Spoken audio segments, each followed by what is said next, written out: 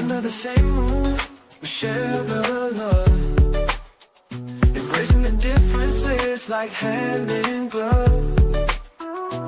Spreading peace and joy, it's a beautiful sight. Together we shine in each other's light. United we stand in love's pure might.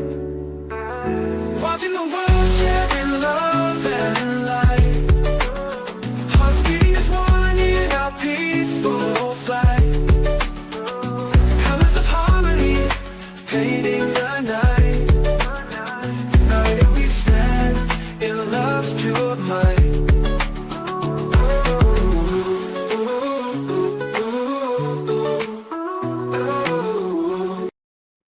Good afternoon, everyone. Thank you for tuning in to Watching the World. We're so excited to cover, wow, today we have a lot of bad news. Missing people, a lot of things are happening in the world.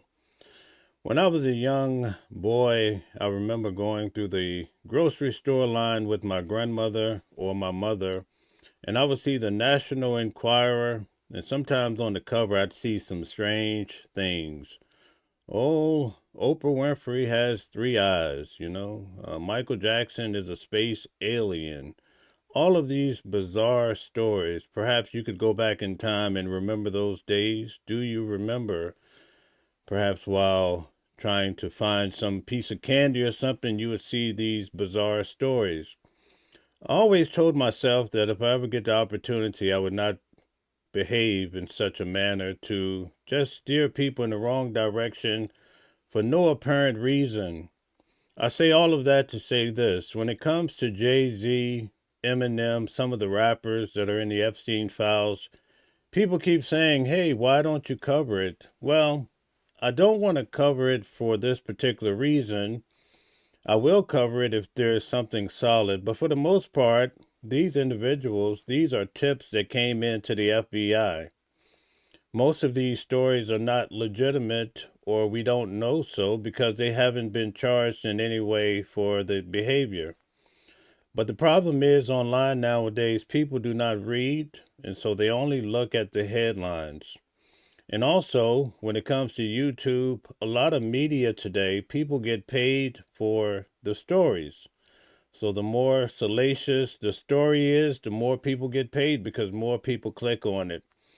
I would imagine that this channel would grow much faster if I covered such bizarre stories, just stories to tickle your fancy or to make you feel good about someone else that's doing bad. So many people, especially in the minority region, would love to see Jay-Z fall. Now, if he was accused of something and found to be guilty, we would definitely cover it, and more than likely I would go to court.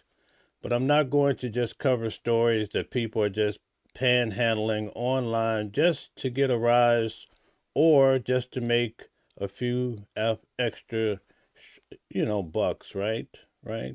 So I just wanted to get started by saying that. Now, speaking of rappers, Stella has informed me about Little John's son. Did you hear about his son? The rapper Little John. You probably remember him from also being on Donald Trump's show, right? Let's cover this as well to see what's happening with his son. It's so sad for him to have his son missing. Let's look at the circumstances behind it.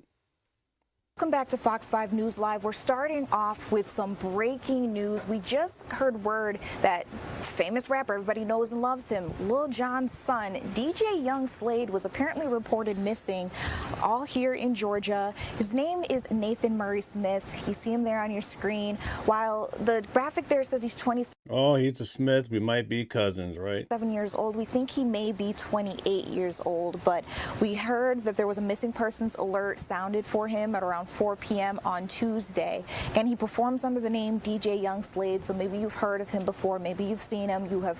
So this is the rapper Little John that we're quite familiar with his music. His son has gone missing. Certainly heard of his father. The Milton Police Department say that he may have ran out of his home at around 6 a.m. that day, and he has not been seen ever since. He didn't have his phone with him at the time. He may be What person leaves the house nowadays without a phone? We're going to cover the mother, right? Guthrie's mother, how she went missing, did not take her phone. That's the first telltale sign. Sometimes people, when they go jogging, they may not take a cell phone, but they may have a smart watch, some way of communicating. But it's strange that he did not have his phone. Oriented or in need of assistance. So if you see him, if you know anything about his disappearance, Milton police are asking that you address them, talk to them as soon as possible. Police are also stressing that there's no current threat to the public, but of course, as we can understand, his family and his friends are very concerned for his safety. We'll have more on this on our website. So I'll keep covering this story. Thank you, Stella, for alerting me to this breaking news. Also, we're going to be covering another missing person. Stay tuned. A big story out of Arizona. So we're going to cover her as well. Hopefully these people can come back home. But now we're going to switch gears a little bit and talk about the President of the United States. We have some strong claims when it comes to the President of the United States. In fact, it's quite shocking coming from a representative at such a high level. And they're saying, well, we've seen certain things in the Epstein files. But to hear people at the high level accuse Donald Trump of some of these things is quite shocking. Let's get to it. Why are Republicans so interested in Bill and Hillary Clinton? It's because they're trying to distract from the fact that Donald Trump is in the Epstein files thousands and thousands of times.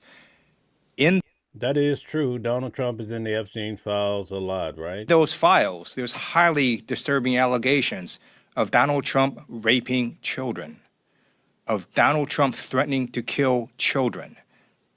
So I encourage the press to go look at these allegations. And I'm highly disturbed that Deputy Attorney General Todd Blanche just got the law wrong. Yesterday, he said, essentially, that it is not a crime to party with Jeffrey Epstein. Well, that's actually not correct. If Jeffrey Epstein... Yeah, it depends on what Jeffrey Epstein is doing. And right now, based on all the discovery, it don't look good. ...was human trafficking minors for these sex parties, and you show up and patronize the establishment at that party, yes, you're guilty because Guys, hit the like button, share, and subscribe. Thank you very much for the support. Also, turn on your notifications so you know when we go live. We do this every day at noon if I'm not in court covering cases. Yesterday, I was in court, by the way, covering the Alexander brothers. At the end of this show, I'm going to break down the things that's happening in court for this case. Patronizing is part of the law, the federal sex trafficking law. So Deputy General Todd Blanche just got that wrong, which maybe explains why they aren't investigating all these folks, including Donald Trump. He needs to read the law and investigate these people. He also needs to resign, not only for not knowing the law, but a massive, not only screw up, but the biggest privacy violation in history. They release a lot of pictures of minors unredacted, just violated the privacy of these girls. It is uncalled for what they did. The one thing that they could not do. Now, I put out a short this morning where Donald Trump basically says that he is not guilty of anything when it comes to the Epstein files and that the American people need to just move on. But what do you guys think in regards to the Epstein files? These are some very strong allegations, especially when you talk about the highest seat in the country. But based on our newfound age, Donald Trump is the highest man in the world.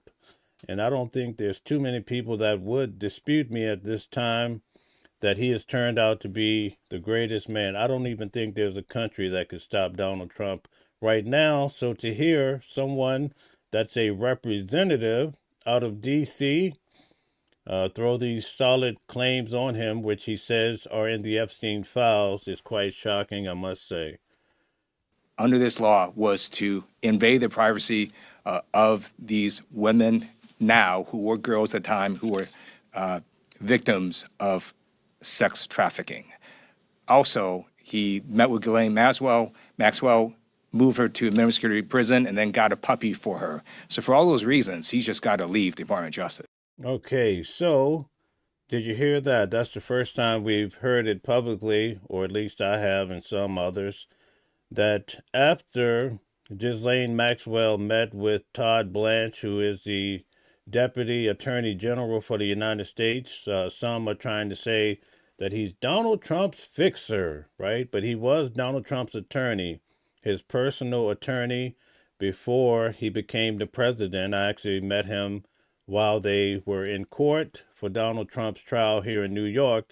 Now, keep in mind, Michael Cohen, someone that I will be bringing on the channel, he was Donald Trump's attorney too, fixer for many years. And guess what? He ended up not too far from me, about 45 minutes away in Otisville in the federal prison. So he was also an attorney of Donald Trump. And in fact, on his case, where he received essentially 2 years, Donald Trump was the co-defendant on that case, and he ended up getting 34 felonies. So that gives you a little history on how this has developed. But we see how Donald Trump appears to be in a tough spot.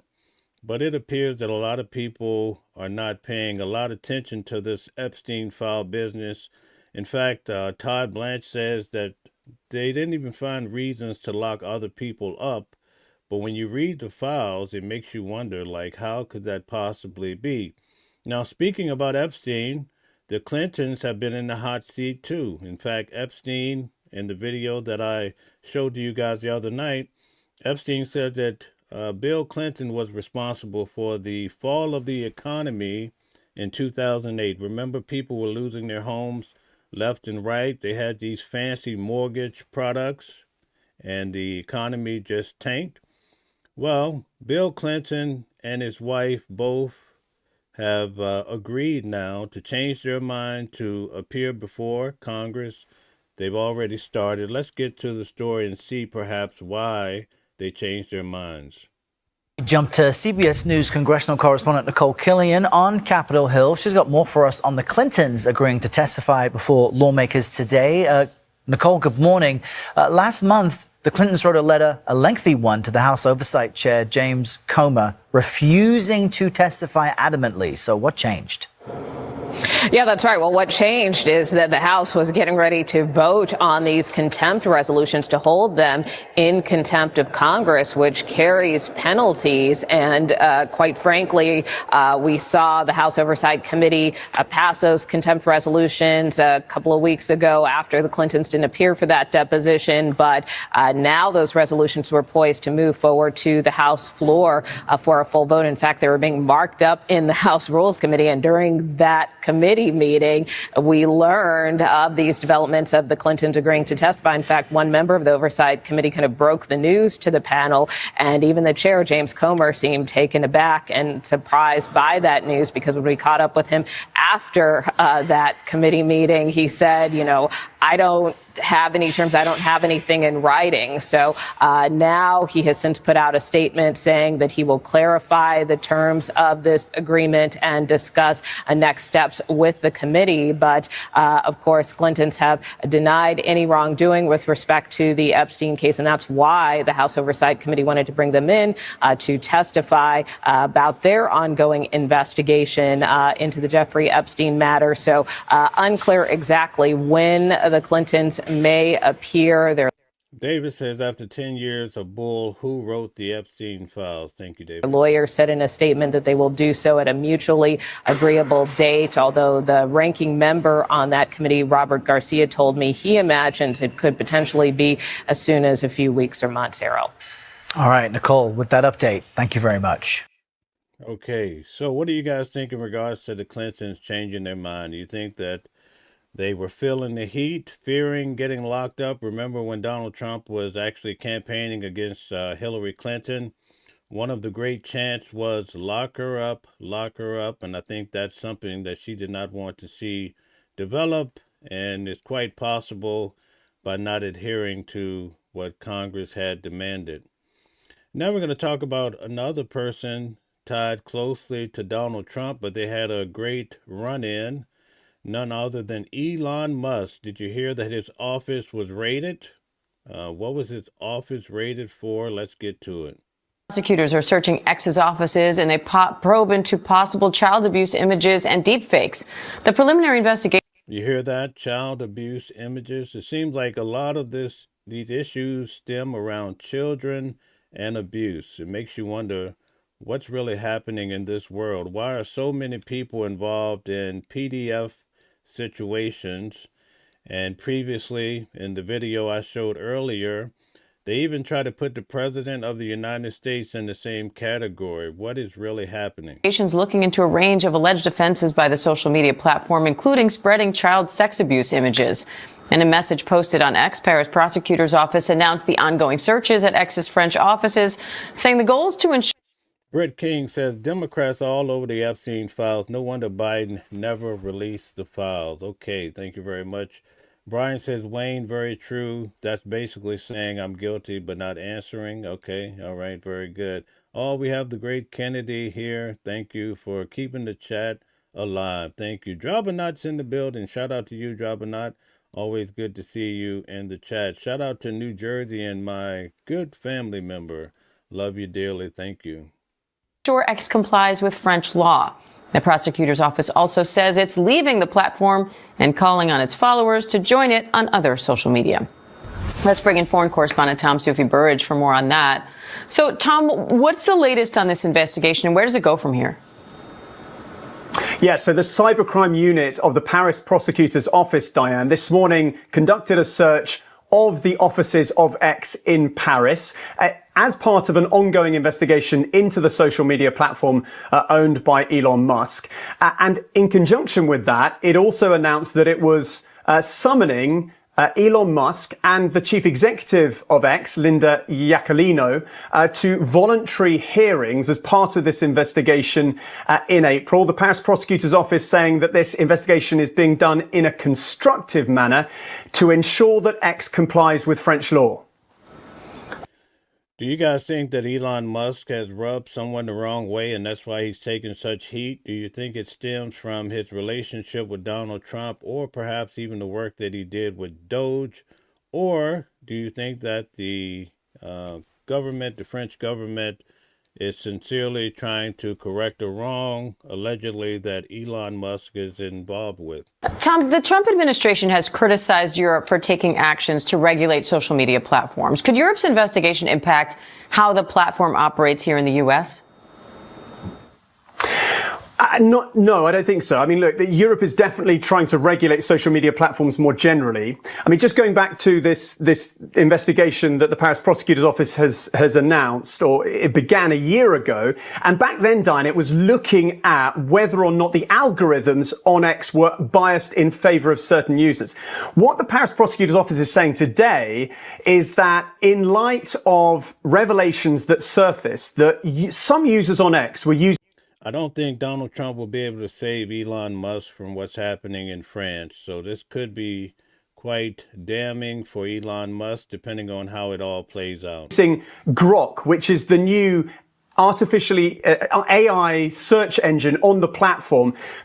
Some people were using that to sexualize images. Okay, Miguel says Trump is the man behind this. Trump is doing the attacks. Okay, what do you guys think? Of people without their consent, including the images of some minors. Now, X did respond to that. It has taken away or blocked the ability of anybody to use Grok in that way. But the Paris prosecutor's office is saying it is expanding its investigation in light of those revelations, and it is now looking into whether or not X was complicit in the possession and dissemination of indecent images of minors. Now, we haven't had any comment from X in relation to the search at their offices in Paris this morning.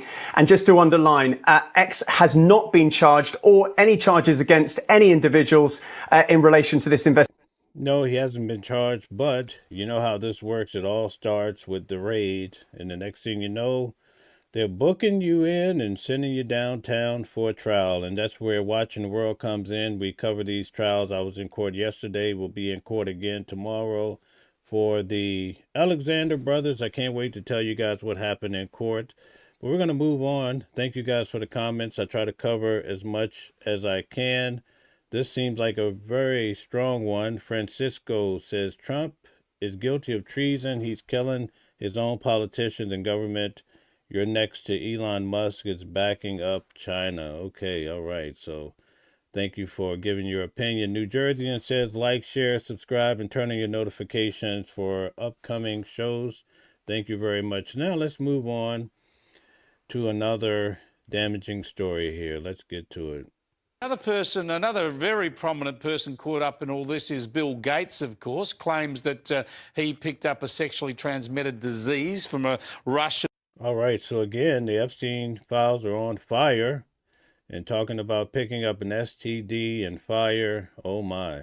Woman. He's denied that publicly. But listen to Melinda Gates, the former wife of Bill Gates, talking about all of this. Whatever questions remain there of what I can't even begin to know all of it, those questions are for those people and for even my ex-husband. So this is Bill Gates' ex-wife, and she's just briefly touching on these allegations in regards to him getting involved with the young women on Epstein's accord, and also contracting a sexually transmitted situation. So let's see what she has to say. We need to answer to those things, not me. Well, and I am so happy to be away from all the muck that was there. She's happy she's no longer married to Bill Gates. She's happy to be away from the muck, as she put it. And we've just seen this interview with Bill Gates on Channel 9. It's factually true that I was only at dinners. You know, I never went to the island. I never met any women. And have any of you guys ever heard of Bill Gates being locked up for any reason? Although there's strong allegations, information coming out. In fact, Bill Gates is one of the names you dare to talk about on most of the social media platforms. It goes to show, as they say, money talks and bullshit walks, right? so, you know, the more that comes out, the more clear it'll be that although the time was a mistake, it had nothing to do with that kind of behavior. There we go. I never met any women. Wow, this is getting curious. Well, it's good to know. In the words of Bill Gates, I'm pretty sure he would never lie.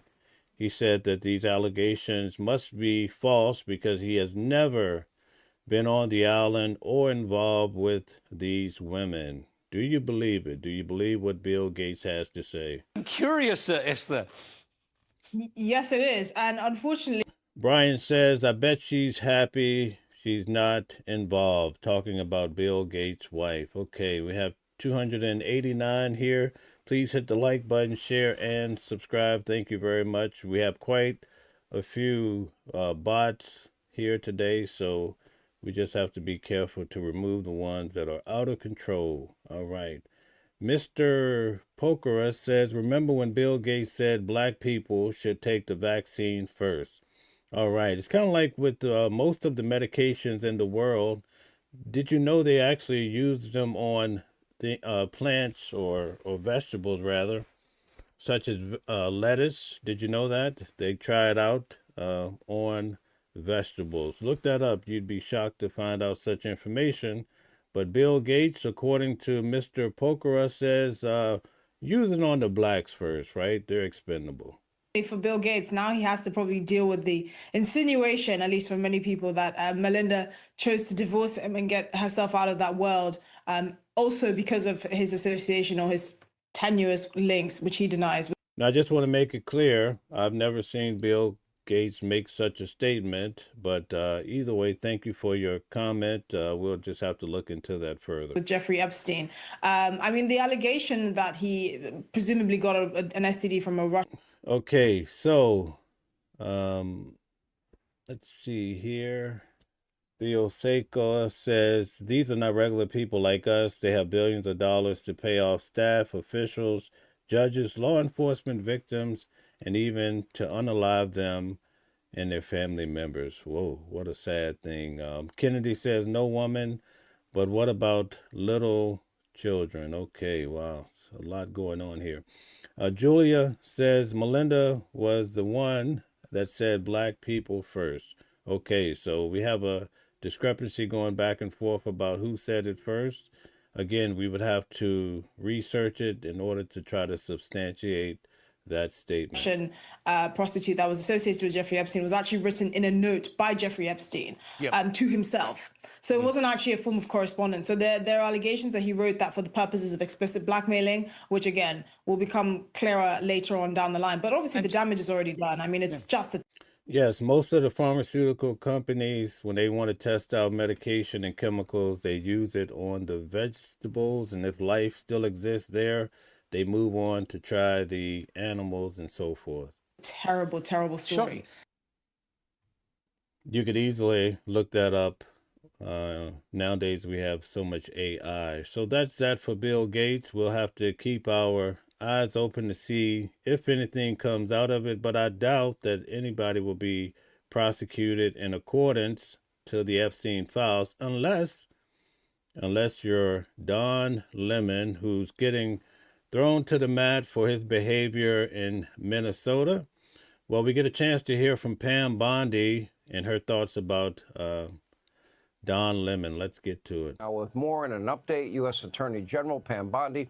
Okay, let's talk about these two people, the 16 people last week. You were on the ground. You were in Minnesota. Tell us what you're seeing and what's coming. Yeah, Sean, I've been in Minnesota 4 days total, working on obtaining this indictment. We arrested 2 more, and I made it very clear, if you protested, if you rioted in that church, we are going to find you and we're going to arrest you. Don Lemon and 8 others have now been charged in a single indictment because you cannot attack, and that's what it was. It was an attack style.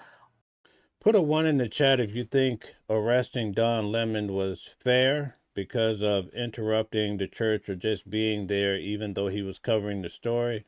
Put a 2 if you think it was nonsense and that he should not have been arrested. Put a 3 if you just don't care. All right. On a house of worship. You can't do it. It was a Sunday morning. There were parishioners, there were families, there were grandparents, there were people with canes, there were children upstairs in the nursery. They bombarded in, and as Don Lemon put it in his own words, they were on their way to a resistance at that church. And that's exactly what they did. They had a resistance operation. They barged in that church. There were originally about 400 people in that church. The video you're now showing, a lot of them ran out the back door. The lucky ones were able to get out. These people will say these parishioners thought they were going to get shot. One of the people with Don Lemon screamed, quote, "This ain't a house of worship. This is the house of the devil." There were children crying. There were parents blocked from getting upstairs to take their children out of Sunday school.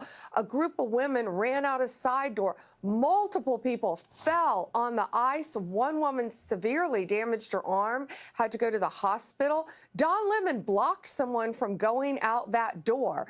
They were screaming at parishioners. It was horrible. No American. It appears that Don Lemon is really in the hot seat based on, I showed you guys yesterday in regards to Cash Patel. Now we have also Pam Bondi. We also have Todd Blanche. They're all breaking down play by play what Don Lemon did wrong. And that's a problem when you have the individuals that sit at the highest level of the legal judicial system. Jennifer says she caught herself saying protest rather than riot. Poor Pam, you have been groomed for so long. All right, just saying orders, not a defense. All right, thank you very much, Jennifer. It's awfully nice to have you here. Stephen says they should all be charged with criminal trespass. Looks like they're getting it one by one. It's almost like what happened with January the 6th when Joe Biden had all of those individuals hauled into jail and they had to stand before the judge. But Donald Trump pardoned pretty much all of those individuals, okay? Kennedy says crazy his part in planning it with them and acting like he was merely covering anonymous tip when it wasn't. It's clear that Don Lemon was trying to portray that. We'll have to see how this turns out for him, though. It's not a great position to have yourself in, especially when the president of the United States is on your head, right? Let's get back to it. We don't live in a third world country. We live in the United States of America, and you will have the right to worship safely and freely in a house of worship, whether it's a church, a synagogue, a temple, a mosque, any. Based on the comments, it appears that most people here that participated feel like Don Lemon should not have been arrested. And if you get one person of the jury, if it comes down to that, feeling the same way, it's going to be hard for them to ultimately convict Don Lemon. House of worship in this country, you will be safe. And these people committed a crime under the FACE Act, and they will be held accountable. 9 of them have been charged, and you will not do this in our country. We're coming after you if you do this, because we are going to protect houses of worship. This is not what our country was founded on. It's amazing because the left love the FACE Act. There's a couple of provisions in it. One allows access for women to go to abortion clinics, and then the provision you're referring to, provision 247 and 248, I would argue are applicable. And it's very clear. Now, I look at the tape, and you don't have to weigh in on it because you're involved in the case. I see Don Lemon, okay, giving out donuts. I think it's going to be tough because in the video, it appears with Don Lemon, they're pointing out children that are scared in the audience, and that could be a real problem, especially for people who are religious and they hold it very near and dear to their heart. They're going to be quite offended by watching those videos, but will they be able to set Don Lemon apart from the other part of the crowd and stating that he was not really, he wasn't a protester, but he was just covering the story as a journalist? Will they be able to make that separation? Coffee, commentary that seems incredibly supportive. He's entitled to his opinion. Abby Lowe's a good attorney. Will that have any weight with the judge that he really used to be, you know, on CNN, for example? Well, he was fired from CNN, and you know anyone who has a camera then would have a license to attack a church. What he was doing originally, they met in a parking lot about 2 miles away while people were filing into this church service.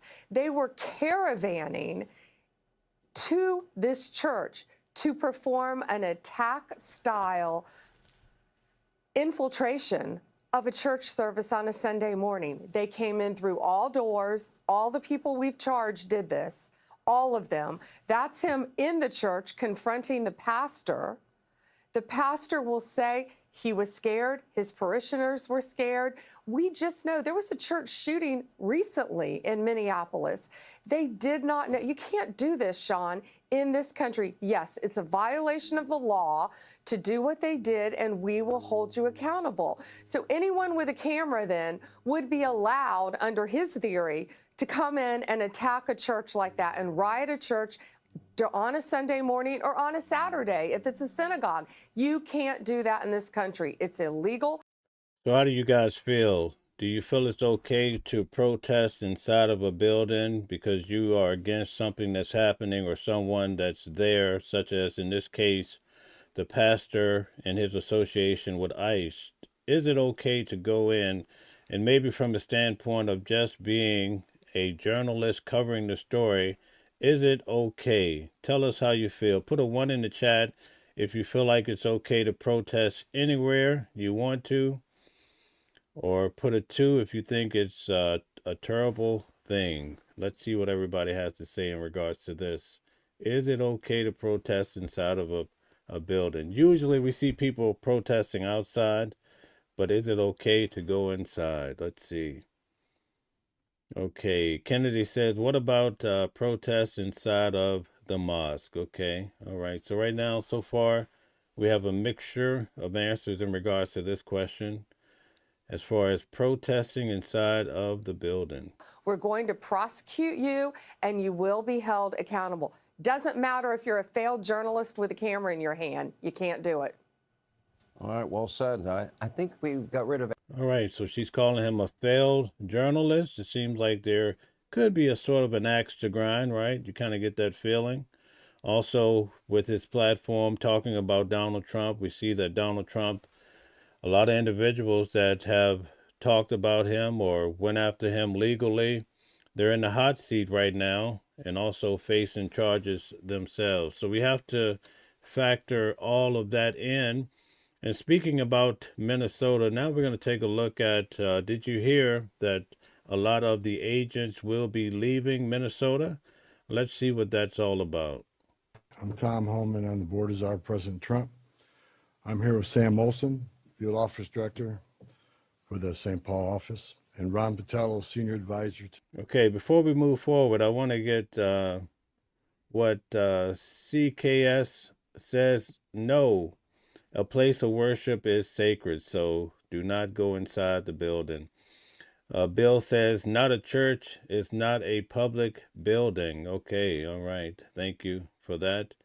Deborah says, remain outside typically. Okay, thank you for that. Wilbur says, they were yelling, but they were not violent. Okay, thank you guys. The Commissioner of Customs and Border Protection, Border Patrol. Us three guys got just shy of 100 years. Now, this is Tom Holman. He's the border czar. Donald Trump sent him to Minnesota to try to figure things out. So let's see what he's doing there. In law enforcement, immigration enforcement. I worked with Ron 30 years ago in Dallas, Texas. He's been with the Border Patrol's entire career. During my press conference last week, I reported I had productive discussions with various state and local officials, including Governor, Attorney General, Mayor Frey, and law enforcement officials about increasing coordination in a lawful way between the county jails and ICE to avoid public safety threats being released back in the community. While we had our differences, one thing was clear: we all committed to public safety for all who live in the Twin Cities. We have made significant progress under the direction of President Trump, working with state and local officials here in Minnesota, and I expect that to increase in the coming weeks. We continue to have discussions. I'll have discussions this afternoon. We currently have an unprecedented number of counties communicating with us now and allowing ICE to take custody of illegal aliens before they hit the streets. Unprecedented cooperation. And I'll say it again.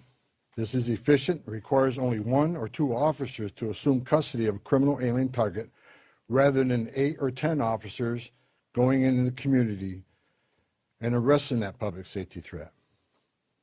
This frees. Well, that's a good point. You don't need 8 or 9 people ganging up to go arrest one person. So that's good so far. Up more officers to arrest or remove criminal aliens. More officers taking custody of criminal aliens directly from the jails means less officers on the street doing criminal operations. This is smart law enforcement, not less law enforcement. It's safer for the community, safer for the officers, and safer for the alien. This coordination also makes it far more safe for the Twin Cities. Arresting a public safety threat and the safety and security of a jail is the safest thing we could do. Further, less public safety risks are being released back into the communities, reduces recidivism, so local law enforcement can direct their limited resources to other public safety matters in their community. This is another priority of President Trump. The state prisons already cooperate with ICE on this coordinated transfer of custody, and we thank them for that partnership, and we plan to do more with them. I also want to reiterate and emphasize we are not requiring jails to hold people past their normal release time for immigration purposes. We're not asking anyone to be an immigration officer. We are not asking any state or local official to do immigration enforcement activity. They are not. By merely notifying us before they release them, they don't hold them 1 minute past they normally would. Given this increase in unprecedented collaboration, And as a result of the need for less law enforcement officers to do this work in a safer environment,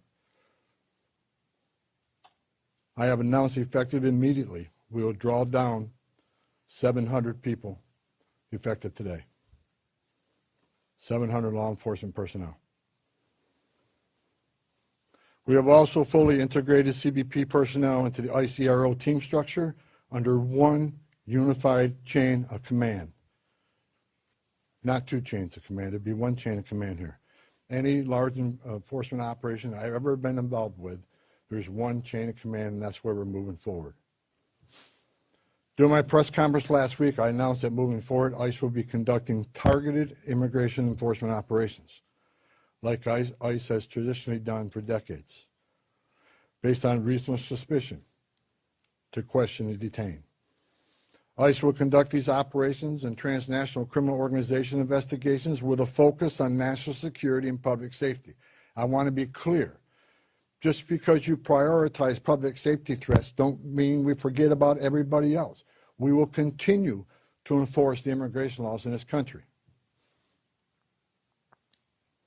To help execute this, we have developed and implemented a multi-agency surge task force with an operational framework that clarifies lines of effort. Integrated. Seems like they have a better plan in Minnesota. What do you guys think after hearing what he said so far? Enforcement, investigative and special response efforts. A unified joint operations center has been established to manage all operations and ensure efforts align with priorities of the mission. This reorganization also enables ICE to leverage joint intelligence capabilities to effectively target threats, as well as to reduce the overall personnel footprint and enhance public safety and confidence in the agency's capabilities and presence here.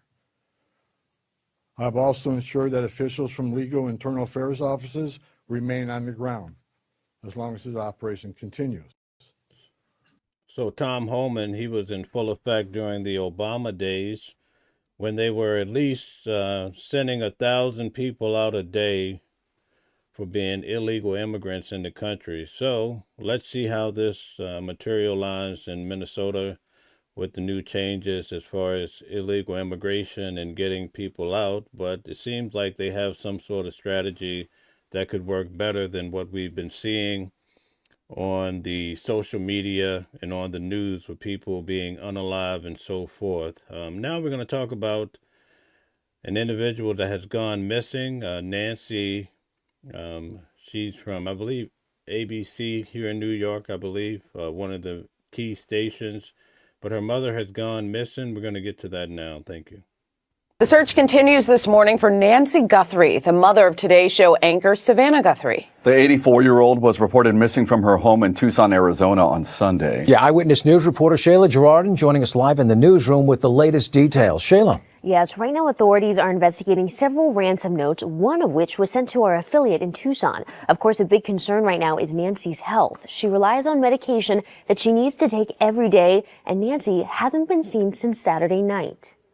This morning, authorities are reviewing possible ransom notes as part of the investigation into 84-year-old Nancy Guthrie's disappearance. The sheriff says he believes Guthrie was abducted from her bed.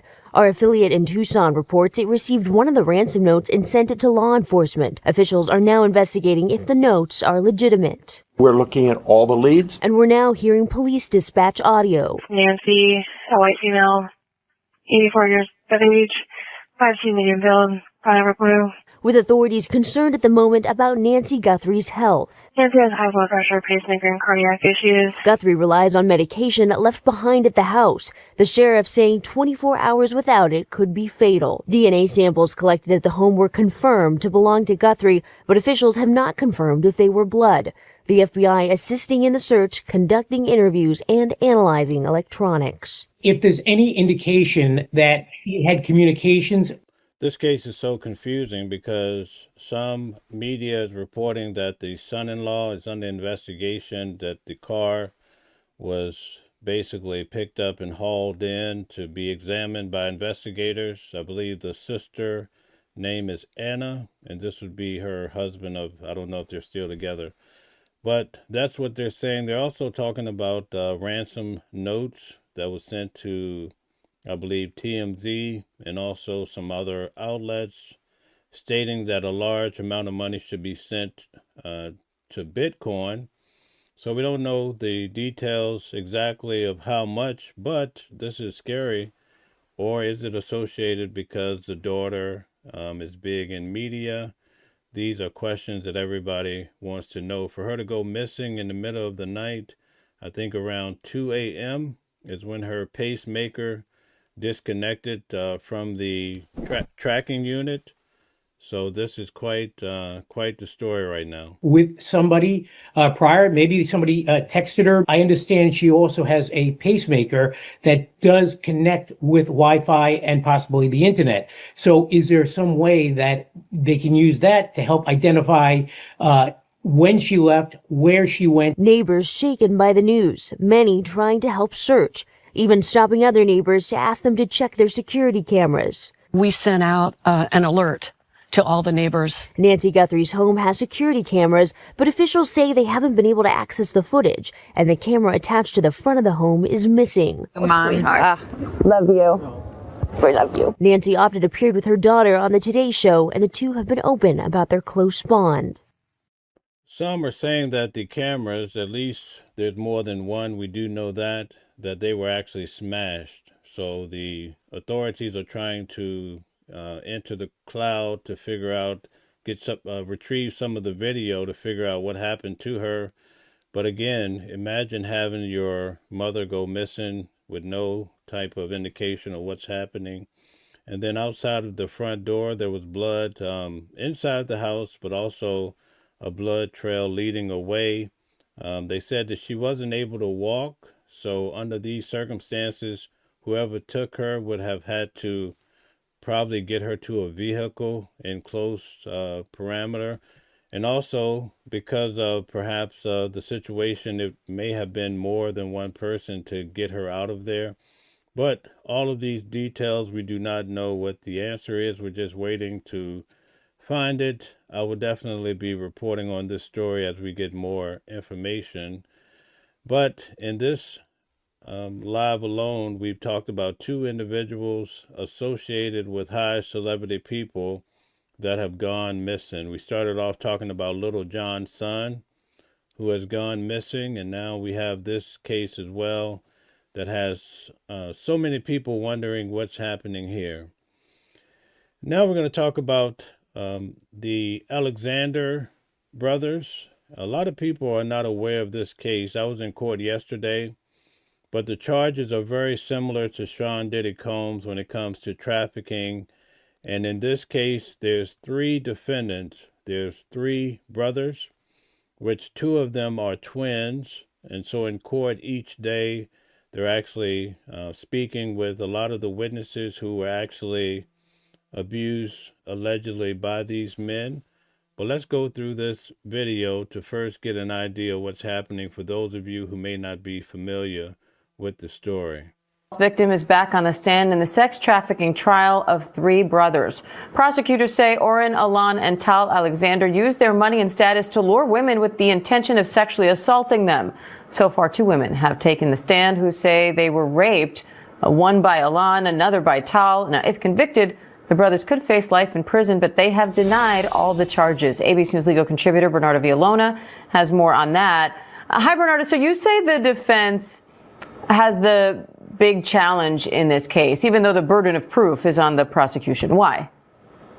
Yeah, so even though the prosecution has the burden of proving their defendant's guilt, each one of them individually, the defense has a big challenge here. And the big challenge has to deal in the strength in numbers. We're talking about over 12 victims that supposedly are going to be testifying before this jury. So normally when you're talking about one victim or maybe two victims, you can always argue credibility and that this is a money grab and that they all have a motive to come in and testify. But when you're talking about victims that are going to be taken to the stand one after another, the jury's going to start thinking, wait, there may be some truth to actually what's going on because these are.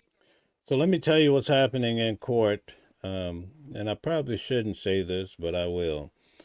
When I cover Sean Diddy Combs' case, one thing I noticed about him in court is that whenever certain allegations were coming from Cassie or other victims, he would be shaking his head.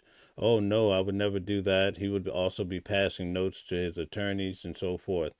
Now, again, these brothers have the same attorneys pretty much as Sean Diddy Combs. They have Tenny Garagos, which is Mark Garagos. He's on the show Two Angry Men with Harvey, right, from TMZ. Okay, and then you have also Mark Agnifilo, who represented Sean Diddy Combs. I also have watched him represent, along with his wife, Luigi Mangione, and now he's representing the Alexander brothers.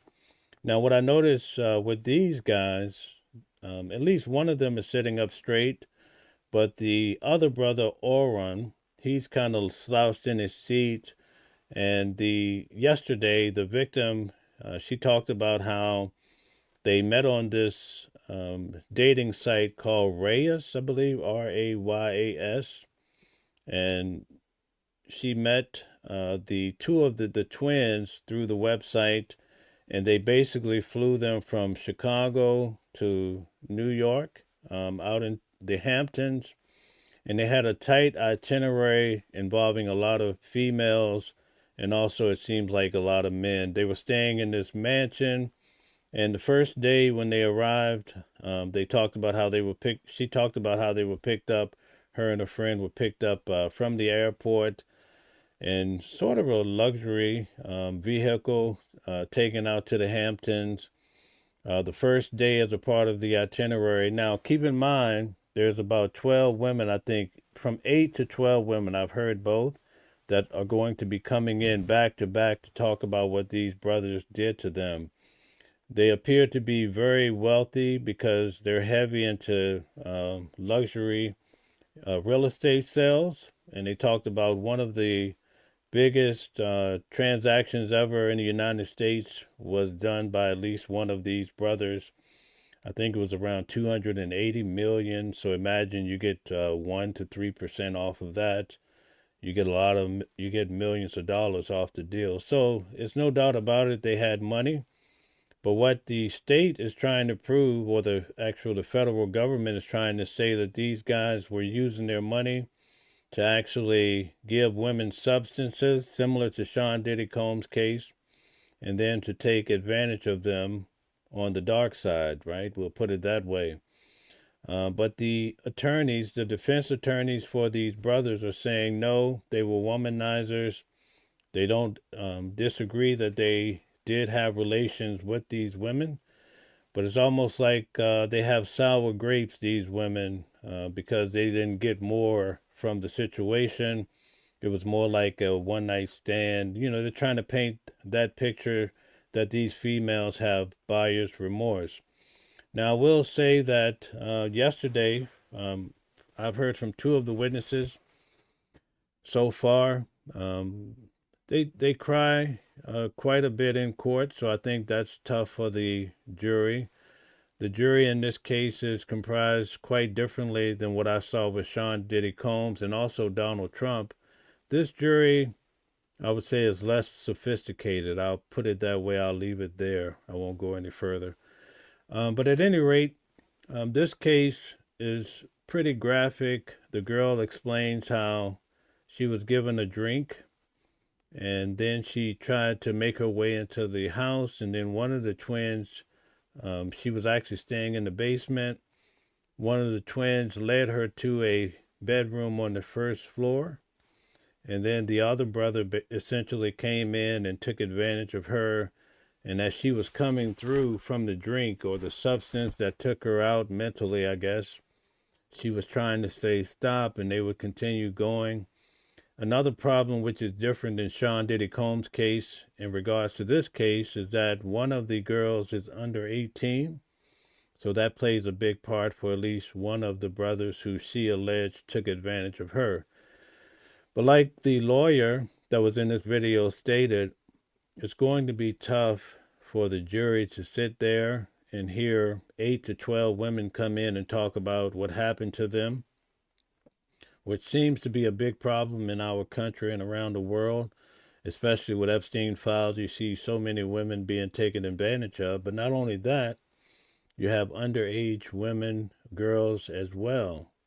So that's something to think about. Why is this such a great epidemic around the world? Why are these individuals being taken advantage of? But in court, under cross-examination, I felt that the defense attorney did a good job, at least in trying to protect her clients, because at least for the one brother who this young lady was stating yesterday that he had taken advantage of her, she created enough doubt to make you wonder, like, was the young lady actually coming in after money?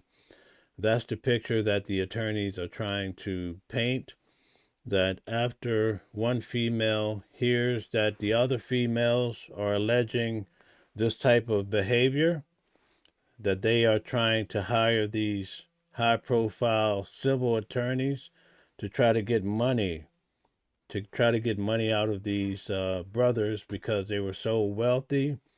And it was quite evident of their wealth, because when these girls came around, they would, give them a great experience that they hadn't seen probably too often.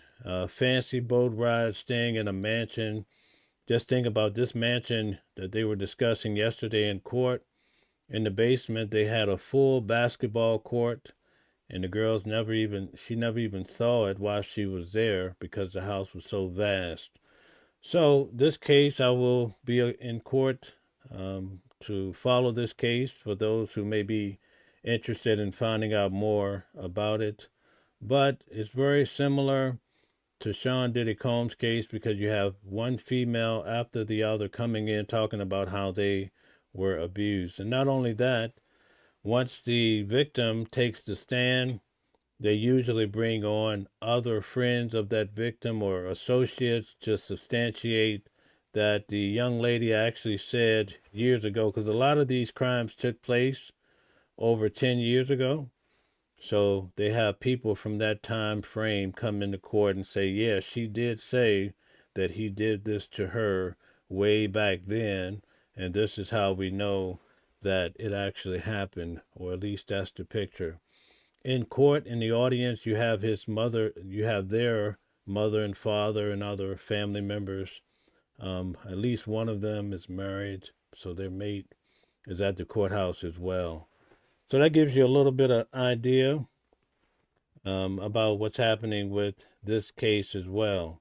So keep in mind, we started off talking about Little John's son. We'll follow through on that particular case to see what happens, to see if he is found safe and sound. And also we see what's happening with Nancy Guthrie in regards to hoping that she can come home safe and sound. But it's quite frightening when you think about what could have happened to her based on the fact that she was taken around 2 o'clock in the morning, they allege. It's something to think about. So thank you guys very much for tuning in today. I look forward to, actually tomorrow I'll be in court, but on Friday we'll have news at noon again. Thank you for participating today, and we really appreciate the moderators for helping everybody navigate through the chat and not be harassed by the bots. So thank you so much. We'll see you soon. And actually we'll be on tonight with Candace Kelly discussing Donald Trump and some of these key stories from a high legal level, because she is a law professor. Thanks for tuning in, guys. We'll see you soon. We appreciate each and every one of you. Thank you. Different voices, but the same song. Building a world where we all belong. Kindness leading the way, breaking the chains. In the symphony of love, the thing remains. Embracing diversity, brighter days in sight. Watching the world share in love and light. Peaceful flight, colors of harmony, painting the night. United we stand in love's pure might.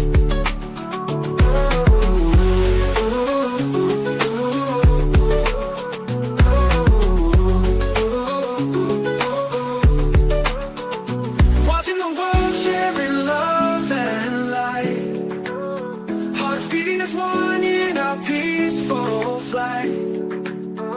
The colors of harmony painting the night. United we stand in love's pure might.